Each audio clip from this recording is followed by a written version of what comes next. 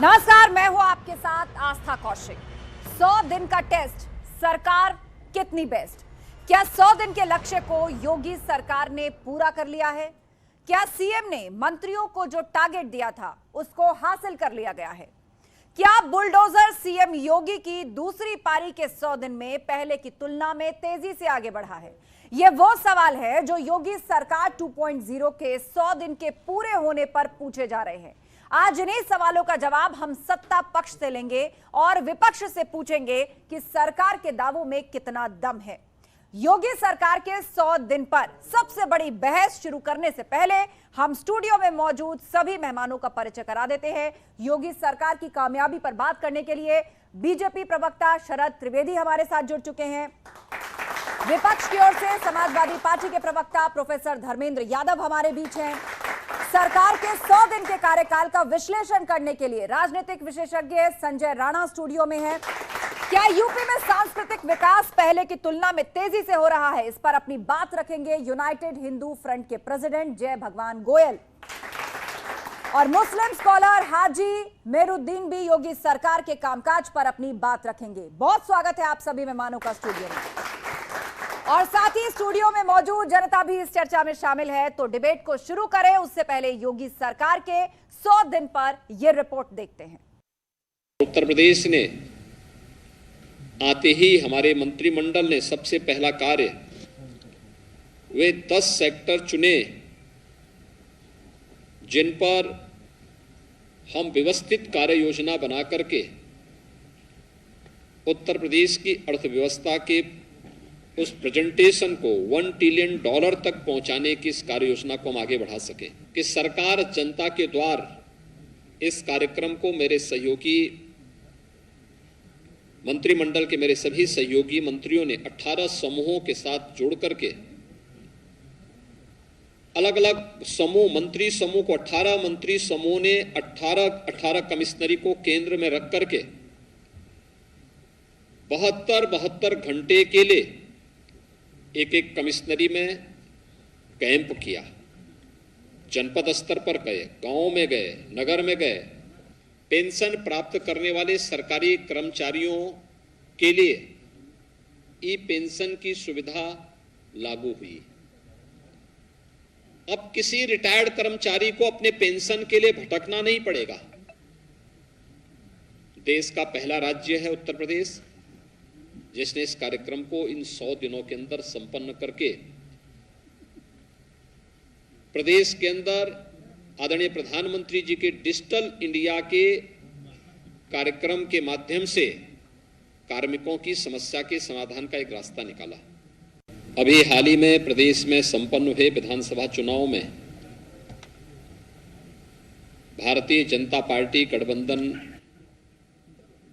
को प्रचंड बहुमत देकर के जिस उद्देश्य से अपना आशीर्वाद दिया था, जीत का वह सिलसिला जन विश्वास का प्रतीक तो था ही, वह निरंतर नित नए प्रतिमान स्थापित कर रहा है। दोनों सीटें 2019 के लोकसभा चुनाव में समाजवादी पार्टी ने जीती थी।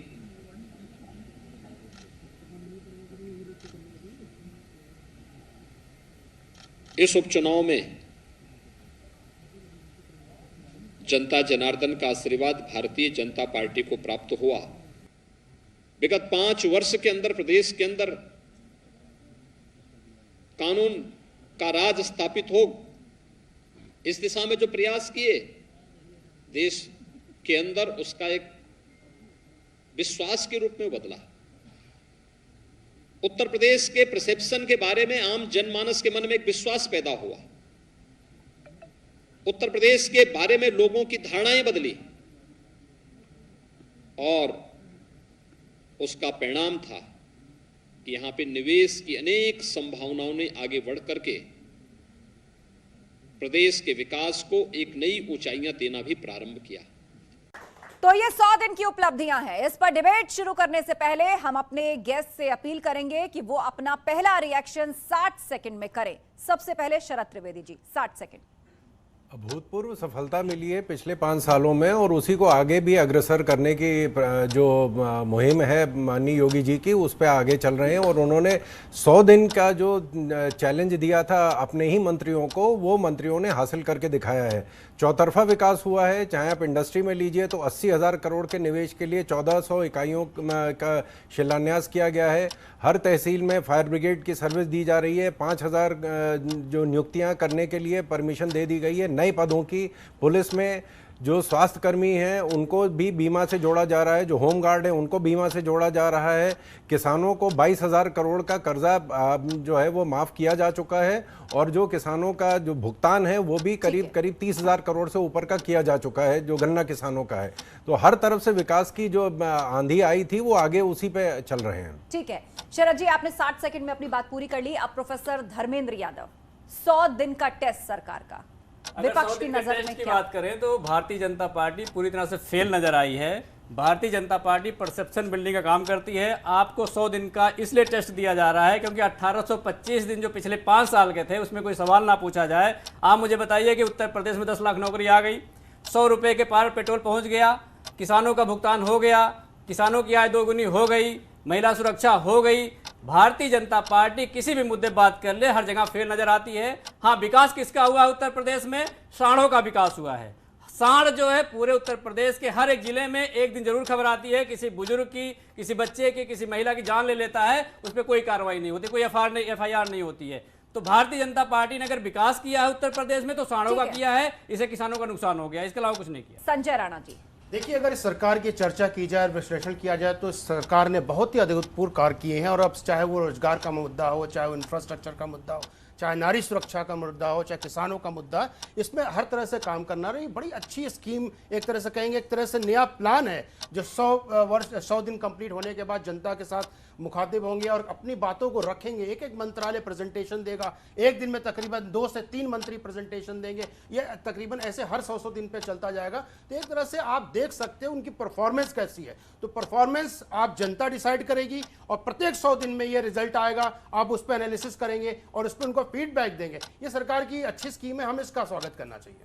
ठीक है, जय भगवान गोयल जी, 60 सेकंड में सरकार के कामकाज के 100 दिन। देखिए, 100 दिन में जो धर्म संस्कृति का प्रचार प्रसार पूरे उत्तर प्रदेश में हुआ है, आज पूरी दुनिया देख रही है। राम मंदिर अयोध्या का काम पूरे जोर शोर से चल रहा है। बहुत जल्दी हिंदुस्तान की जनता भव्य राम मंदिर के दर्शन करेगी। उसके साथ साथ मथुरा में श्री कृष्ण जन्मभूमि, वृंदावन बांके बिहारी मंदिर, राधा रानी का बरसाना मंदिर, ब्रिज का भी बड़ी तेजी से विकास हो रहा है। सरकार ने काम किए, इसीलिए यूपी के लोगों ने दोबारा बुलडोजर बाबा को यूपी की सत्ता में बिठाया है। जनता खुश है, खूब विकास हो रहा है। ठीक है, 60 सेकंड में हाजी मेहरुद्दीन रंगरेज जी। मैं जय भगवान जी की बात का जवाब देना चाहूँगा। क्या गड्ढा मुक्त हुआ यूपी? मैं आप सभी से पूछना चाहता हूँ, नहीं हुआ। कितनी स्मार्ट सिटी बनी? एक भी नहीं बनी। कितने एम्स बने? जो नहीं बने। मगर हमारे जो जय भगवान जी हैं कि राम मंदिर बन रहा। अरे भैया, राम मंदिर से ऊपर उठ के बताना पड़ेगा आपको जाकर जनता के बीच में कि आपने जनता के लिए क्या किया, आवाम के लिए क्या किया। ये सरकार बिल्कुल फैल रही। 100 दिन इनके कोई कार्य इस प्रदेश में नहीं हुआ।